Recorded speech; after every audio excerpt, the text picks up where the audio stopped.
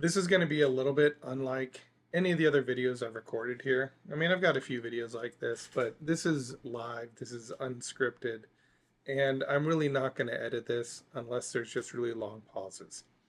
So, what I wanted to talk about today is really ear training and some of the difficulties you may encounter along the way, and some tips and tricks for kind of motivating yourself, going from point A to point B, and just kind of coming in each day and trying to succeed with your ear training journey. So, the thing about ear training is that you will get better if you approach it every day. And, I do a lot of research online. I've come across some Reddit threads, and oftentimes what I'll see is people will say things like, well, you don't actually need ear training. Ear train doesn't do any good. There's no ear training program that works. And I kind of agree with that to an extent because you can get ear training simply from practicing your instrument and from playing in ensembles and just trying to get more and more experience and just being involved in music. It's true. Your ear develops that way. But it's not going to develop anywhere near as fast as if you practice the things that you have to do in music. So, one of the things that the Flawless course does is it practices these baseline foundational skills. Can you hear inside a chord? Do you know if a harmony has 3, 4, 5, 6, 7, or 8 notes in it? These are things that simply practicing your instrument probably aren't going to teach you. You can get better at improvising because you'll develop a certain muscle memory for certain patterns. You'll start including certain patterns in your improvisations, right? But that's more muscle memory. That's not necessarily you thinking something and then making it happen. And so I think it's really important to note that with ear training, it's not the only thing you should focus on, but it is an important thing to focus on. And so what I really think you have to keep in mind is that ear training should be one of those things where you come in each day as much as possible, and don't fret the days that you miss, but maybe feel a little bit guilty about it so you get back into it as soon as you can. But just come in every day and practice for 30 minutes to an hour, and then play music, listen to music, go to concerts, be active. Don't just sit there and think, okay, I need to develop my ear as quickly as possible. I'm going to do ear training for 24 hours if I can. I'm going to do it until I pass out. It's not a muscle. It's not something that you can cram for. I mean, I can sit here and I could read a new theory, music theory related, and spend 12 hours studying something and then learn it that day. Ear training, if I sat there and I listened to The Perfect Fifth or 12 hours, all I would have done is wasted my 12 hours. So you want to make sure that you are doing a little bit of training each day to focus in on key skills, and then forget it. Just go out, enjoy music, play music, create music. Creating music is a great way to develop the ear, and just enjoy being a musician or a music lover. So that's kind of my first point. My second point would be, if you're taking the Flawless course, I had always intended, and I said this in one of the early videos that I posted before I even released the Flawless course. I said the goal of this is to have me sort of serve as somebody that comes into your home every day, like a private instructor, sits down with you and says, okay, we did this yesterday, so now we're going to push it a little more.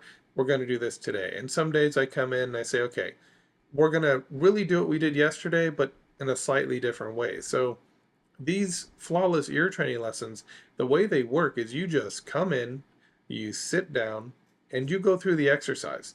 Now, if you really want to dive deep into each lesson, what I recommend for grading is you go in on day 1. If you get 100%, don't do that lesson again. Go on to lesson 2 the next day. But wait until the next day. Don't go on to lesson 2 the same day. You need constant new stimuli. And if you go from lesson 1 to lesson 2, you've saturated the brain. You don't want to do that.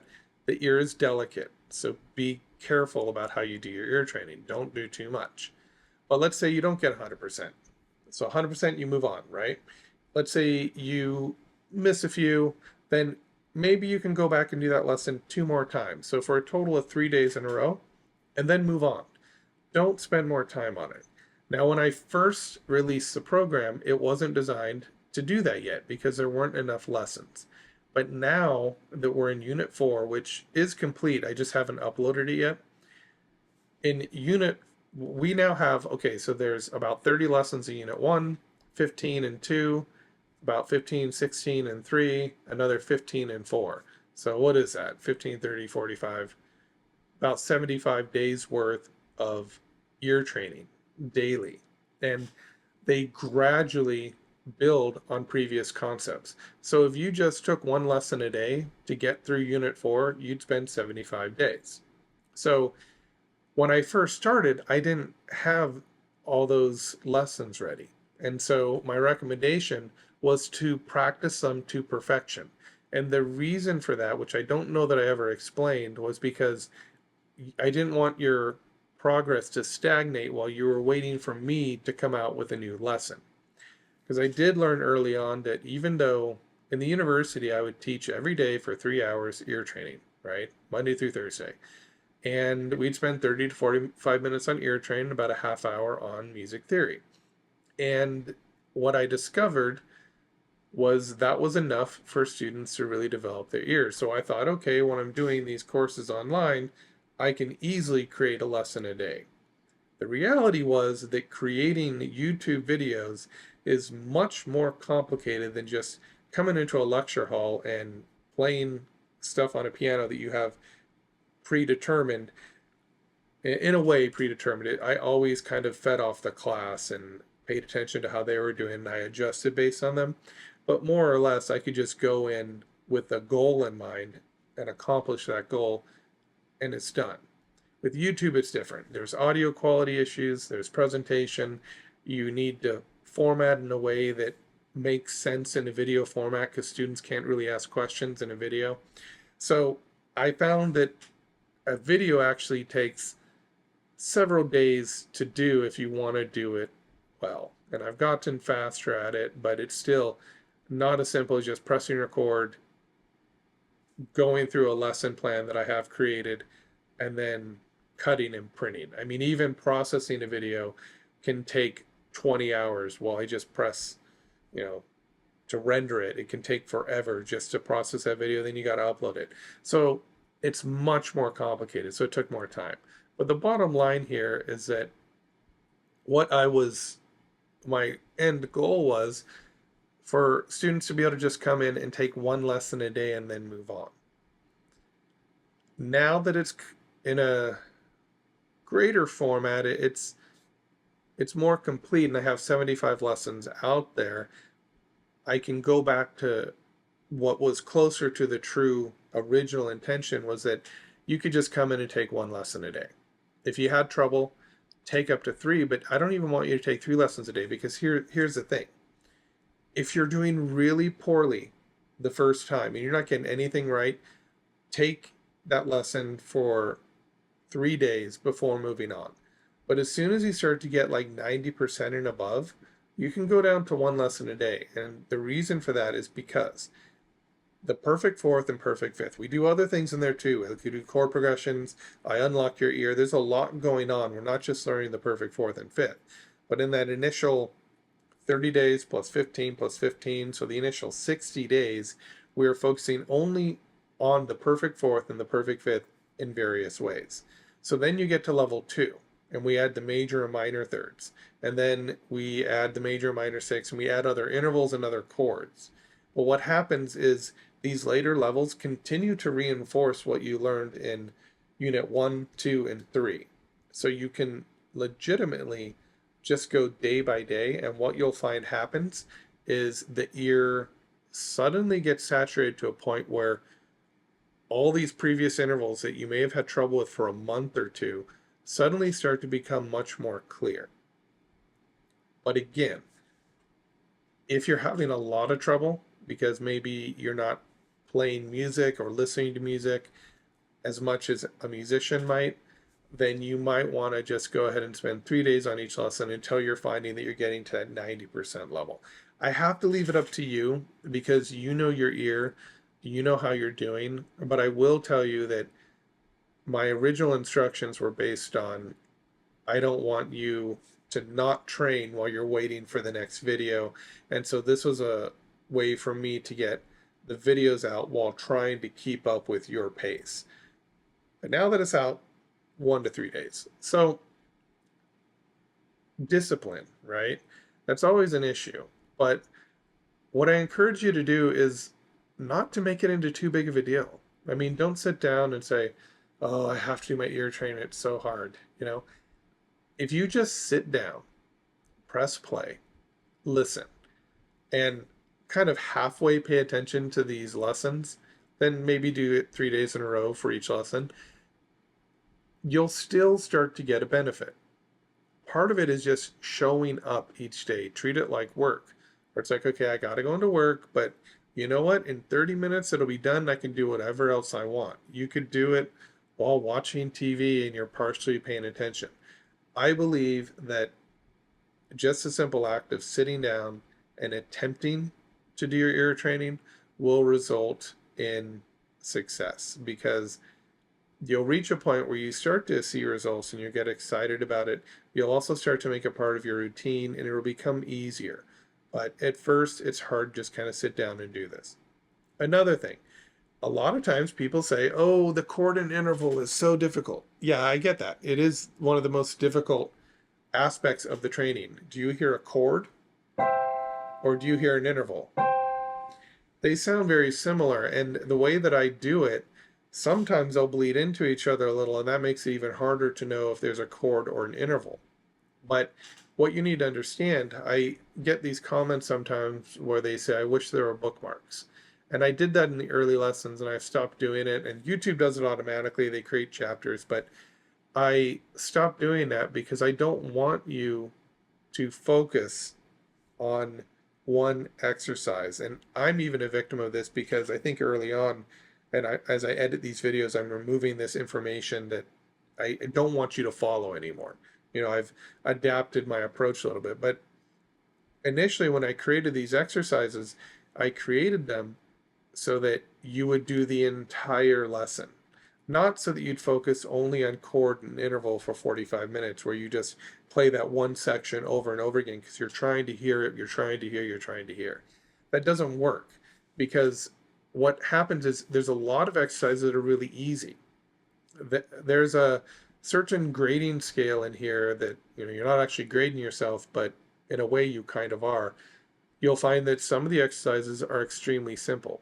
Don't skip those, because those simple exercises are building slowly that little foundation that these harder exercises, which are up here, eventually you keep building that foundation. You get better and better at the stuff that you think is really easy, and that harder stuff, it starts to eventually catch up.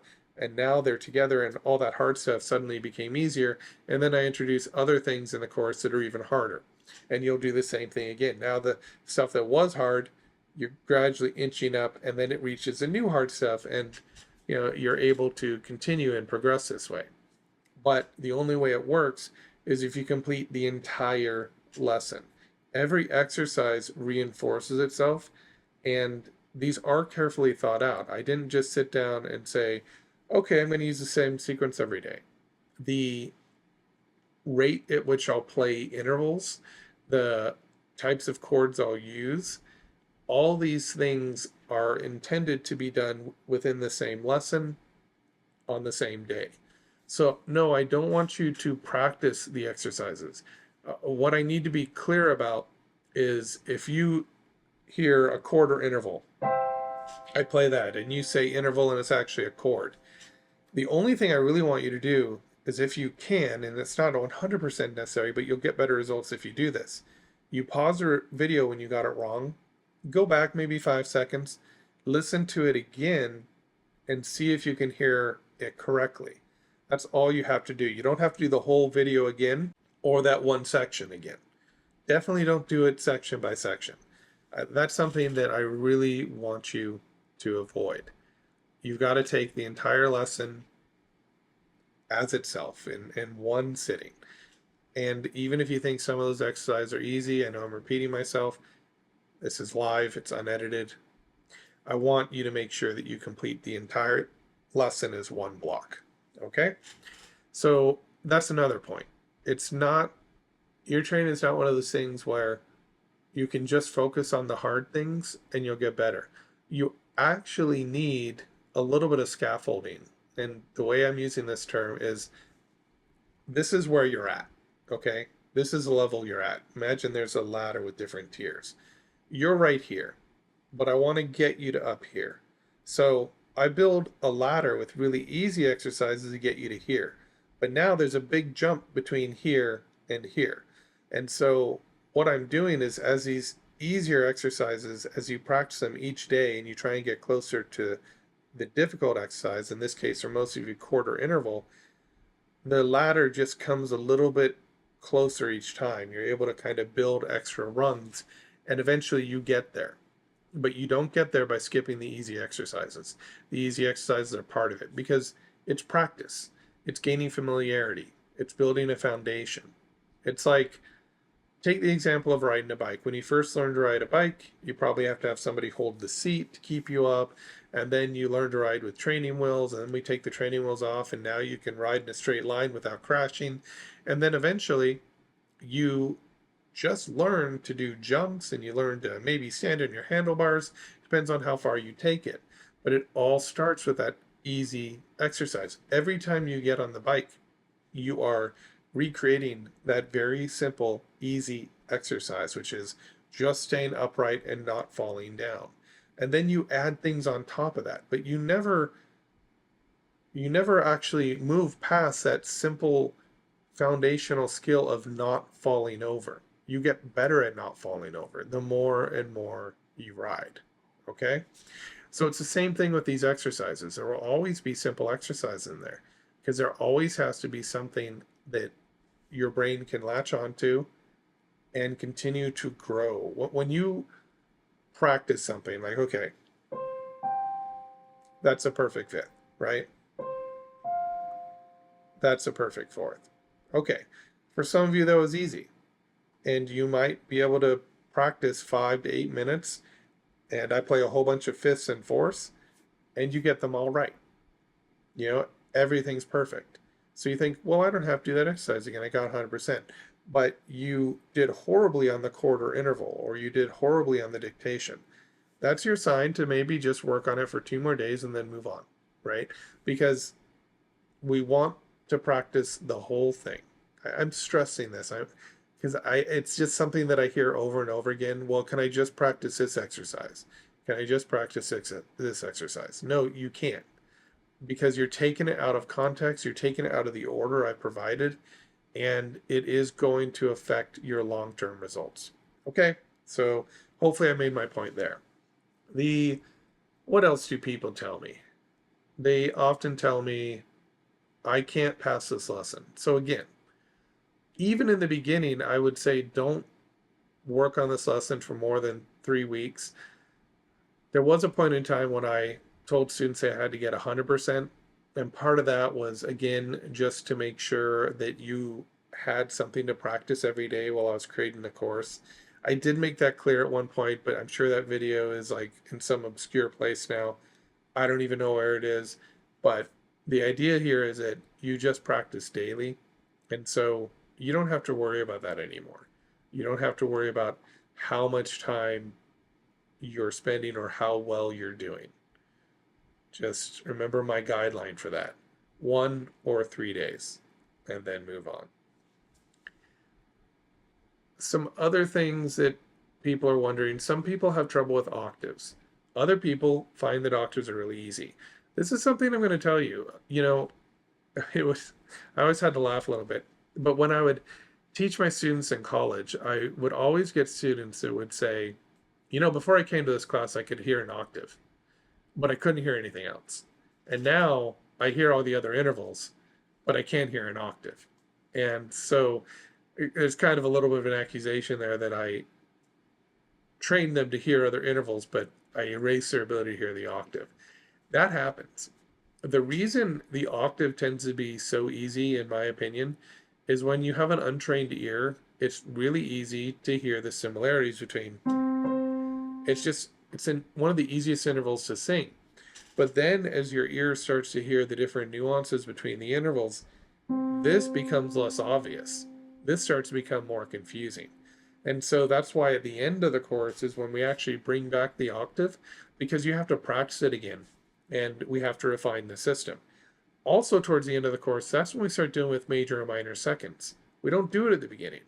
We do it at the end because that's what makes your ear powerful, and that's what makes all this click. And that's what I want to stress to you is at the end of Unit 1, your ear's not going to be perfect, but it will have opened up. At the end of Unit 2, your ear's still not going to be perfect. But if you just come in every day and you do the exercises, what will happen is by the end of Unit 16, you will suddenly, once we bring in that missing piece, the octave and the seconds, that is a thing that's going to suddenly make your ear click and come together. And it is an investment in time, and it takes a long time. But you've got to think of it this way. When I went to college, I had a lot of friends. They either had a good ear or they didn't. Very rarely did I see someone's ear actually develop as a result of ear training exercises. That was one of the reasons why I wanted to go out and create my own, because I was like, you know what? I'm trying your methods and they're not working. So it was really Daniel Asia at the University of Arizona who made me realize how extremely important ear training was. And he drilled me at the beginning of my composition lessons. And I took a lot of the stuff that he did with me and I turned it into exercises that I could do by myself. So I recorded audio files and things of this nature so that I could kind of practice without using an app or something like that. Because the problem with these ear trained apps is, one, they're using reduced quality sounds. They're not even from an electric piano. They're created with a computer in a lot of cases. If you ever find an ear trained app that uses a real piano, that's incredible. But especially back then, they didn't have anything like that.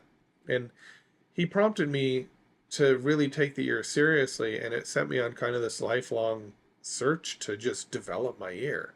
And it was Daniel Asia that really did that because his exercises worked. What he was doing, it was so simple, but it worked. And I realized the trick to ear training is just coming in every day. That's it. And even if you think that, oh, I'm never going to develop my ear, you got to think of it this way. Going back to my story, this is a little story I'm going to tell you. I'm not going to mention any names, but I have some friends that I went to school with. They had a certain level of ear. When I meet them today, they still have the same ear. It hasn't grown. And these are professional musicians. These are people that have played their whole lives. So if simply playing at a high level develops your ear, then certainly their ears would be a lot better now. Their technique gets better and their ability to play their instrument gets better. But often their ear, it seems to be you reach a certain plateau and that's what you're stuck with. And so this is 20, 30 years we're talking about here. I'm old. So, I'm actually old. And my friends, I'm not going to say who they are, but my friends, they still have the same ear. However, what I have found through teaching as a professor and through my private instruction, the people that take this ear training method that I teach and use it methodically, their ear develops so quickly and they actually become a different person when it comes to what they can hear. And so for me, that's massive. That shows me this program is really working and it's helping people. So this is what I'm trying to tell you. You may think that 16 units is a lot. You may think that taking an ear training program for 2 years is a lot, because I believe that's about how long it will be when it's finished. But to put this in context, I went to college. I took 2 years of dedicated ear training. My master's program, I took another year of dedicated ear training. I did not have a better ear at the end of my undergraduate program. Sorry, I just didn't. It didn't improve at all. And that was 2 years, and I was young. So I should have been able to pick up on some of this stuff more quickly. And I tried. I did what I was told. Let's just say I used various programs. I used a lot of them. Some of them were good, some of them weren't. There was a particular program I used where it kind of just randomly shot intervals at you, and you were supposed to just somehow get better. But this is how ear training was taught, and this is how most ear training works. And even the programs that will say, okay, we're going to start with the fifth and the fourth, they don't have any bridges. There's no scaffolding. There's no easy exercises that you constantly maintain to keep building up that base so the harder ones become easier. And that's the secret. That's why my program works and maybe others don't, is because I continually build the base while challenging the ear. Okay? But to get to my point, I took 2 years and saw maybe a modest development in ear skill. What I got good at was solfege.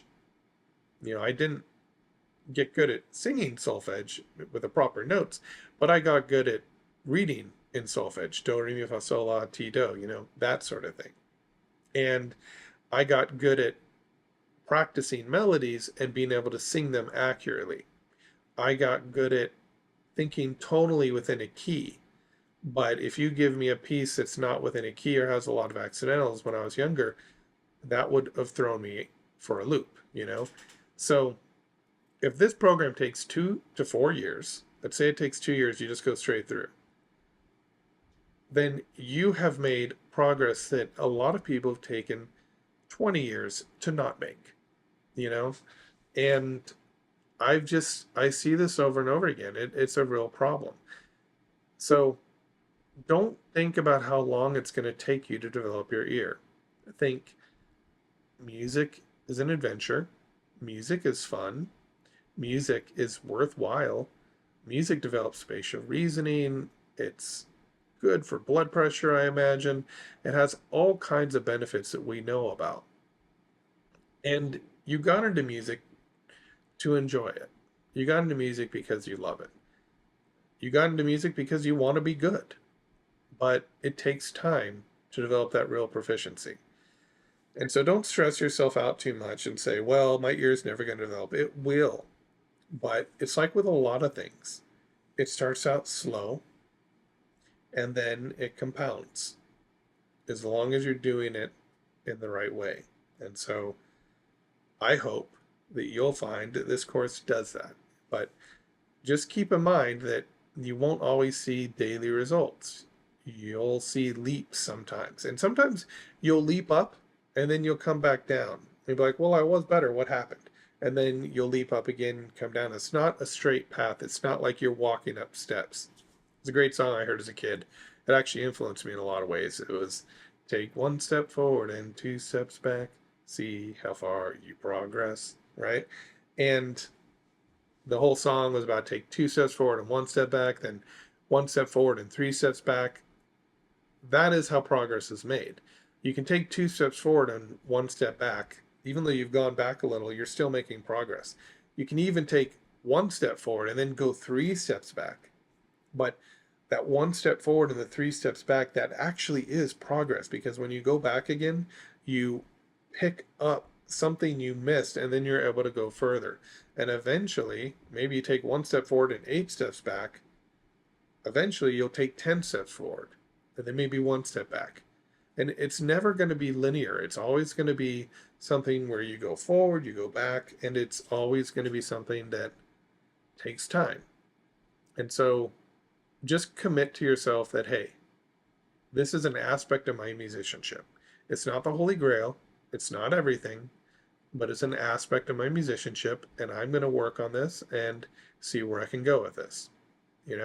It's something that when people take my audiation course, the audiation course is so difficult. It really is. And it's difficult because I know these exercises, when done properly, you will have profound effects. but I also know they're complicated. It's not as streamlined and easy as a flawless course. A flawless course, you literally press play and sit down.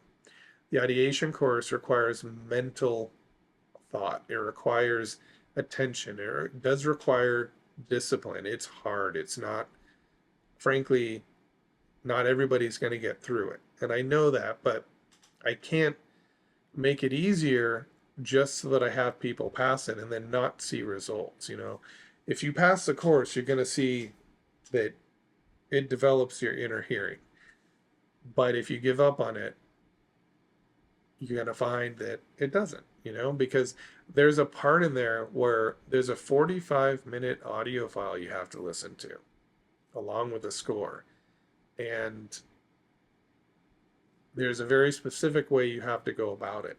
And this is very difficult for people because it requires some serious attention. But that's how you develop that inner hearing. You have to put massive, intense effort into this because this is a skill that if you're not born with, you have to develop. And the only way to develop it is massive effort, complete effort, and then relaxation. Then you come back again, massive effort and relaxation. But at the same time, it's one of those things where it's like, well, I'm not going to not offer this course because I know these techniques work.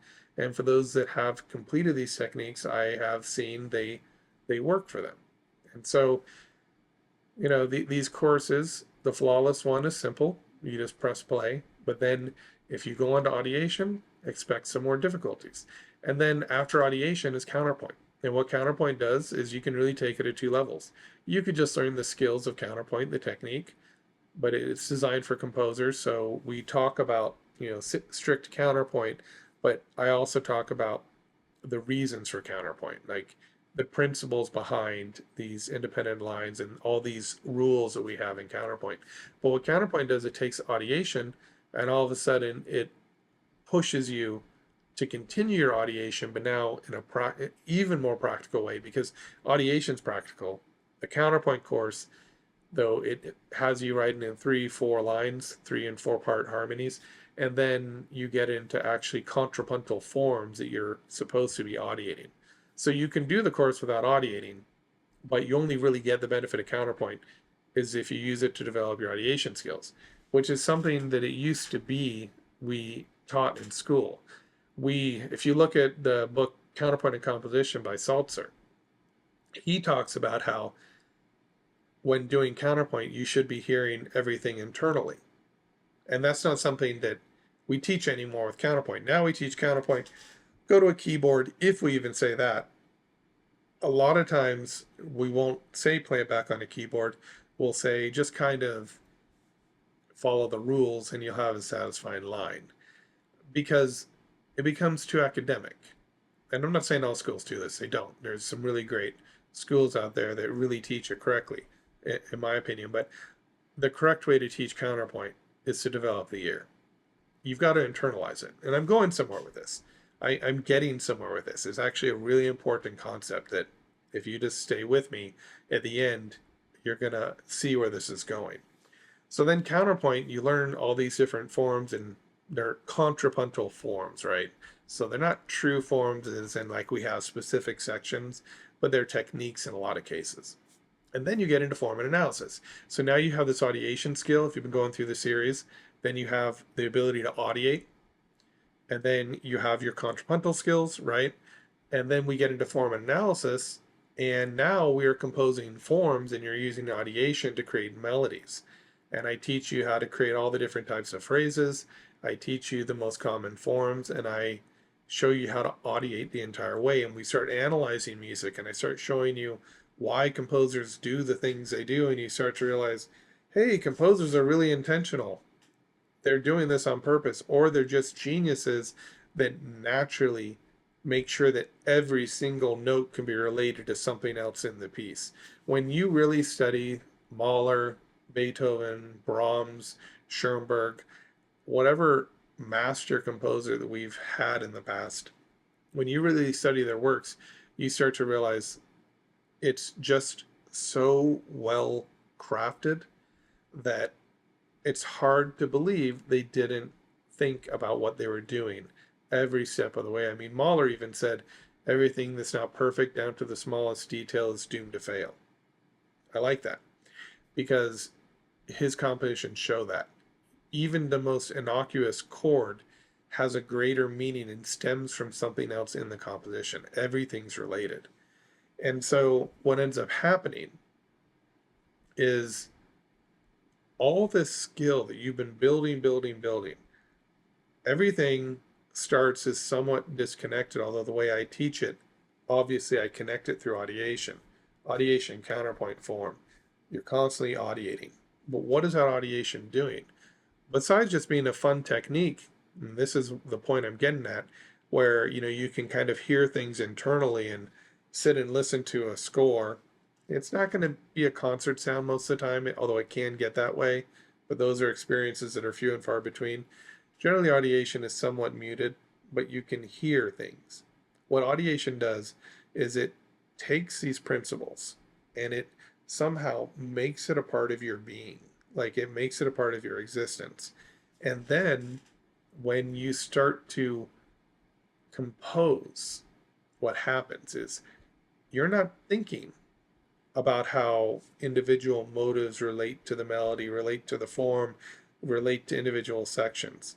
But because you've ingrained these techniques kind of in what I call a proper way, not to be egotistical, but I think this is the proper way to do it, it comes out naturally in your work. And then once you have the work finished, you have a finished work that's at a higher level, like you've audiated, you've put it on paper, and now that it's on paper, that's where the real work begins, because now you can say, what does this composition consist of? What is this composition telling me? And then after a while, you figure out what your own composition is telling you. This is why when I teach composition lessons, I tell my students, I don't care what style you teach. I have a guitarist, and he is starting to write really modern stuff, almost atonal, in some cases atonal. I have someone who does jazz charts. I have people who want to write for musical theater. I have someone who finished a degree program and just kind of wants to learn everything there is and is developing sort of a neoclassical style. They're all very different, but it doesn't matter. I can teach all of them because, one, they match my personality in a sense. So I work for them. I can have every technique in the world, but if you don't like me and we don't communicate or you're bored, it's not going to work. But if we do get along and you do like the way I communicate with you, then you end up learning, right? And we end up being a good match. So this is why when I take on composition students, I'm kind of careful. I want to have a meeting with you. I want to just talk to you. It's not about what you know. It's about, do we get along? Do I feel like I can teach you? Because for me, there's a certain way I approach composition. And I approach it in a fairly serious manner, but I also like to not think too much about the actual theory until we're editing. And so when I work with composers, going back to my point about having all these different styles, they're different styles, but they're similar-minded people in the sense that we can have a good conversation. And so what I do with them is I look at their compositions and I say, do you know what your composition is about? And if they don't, I try and guide them. I try and show them, this is what your composition is. And then I'll go a few measures later. I'll say, this part here is another composition. And so I help them clarify their ideas, which is a very hard thing to do on your own. Even myself, I really need somebody outside of myself to say, your composition needs help, because you can't get outside of yourself. You need like that second opinion to be able to come in and say, this works, this doesn't, this is why I think it doesn't work, this is how you can change it. But what you don't need is someone coming in and saying, this entire style is worthless. I don't care if you bring me a random string of notes. I'll find the patterns in it, and I'll show you how to develop that into a good composition. The only thing that matters to me if you're taking composition lessons with me is that what whether or not we can get along. That's all it is, because I'm not teaching lessons just to get money. you know when I was younger, I did that a little bit. I mean, honestly, you're trying to build a studio, you try and cater to everybody. Like I see people, I teach piano, viola, cello, ukulele, didgeridoo, and you'll teach every instrument that you have even the remotest experience with. But what ends up happening is you stretch yourself so thin and you don't really have meaningful daily experiences.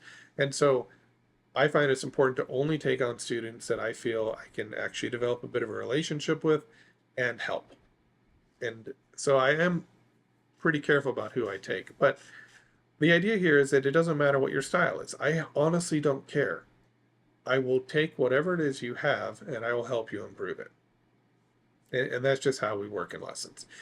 And the other thing is, you need to have a certain dedication, because you're not going to see the benefits of lessons right away. It's kind of like therapy.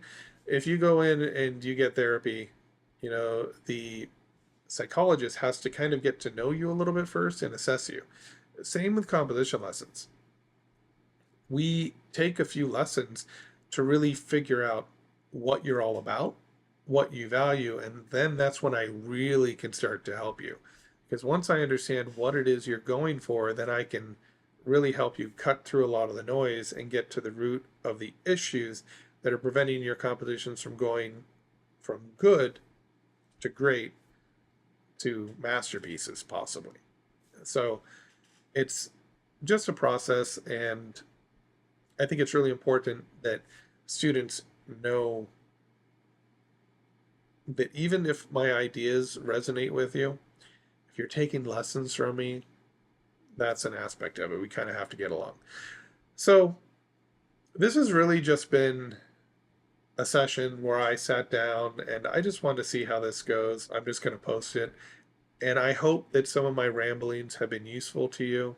And if they are, go ahead and like this video. I don't normally say that, but if you liked this format, go ahead and like it, because what that will do is it'll tell me people made it to the end, and it'll also let me know if it's something that maybe I should do more of in the future. If you like this kind of stream of consciousness, Kevin gets up here and just starts rambling at you on his little soapbox. And yeah, I hope you found something useful from here, and hopefully I can start doing this weekly, and I'll see you next time.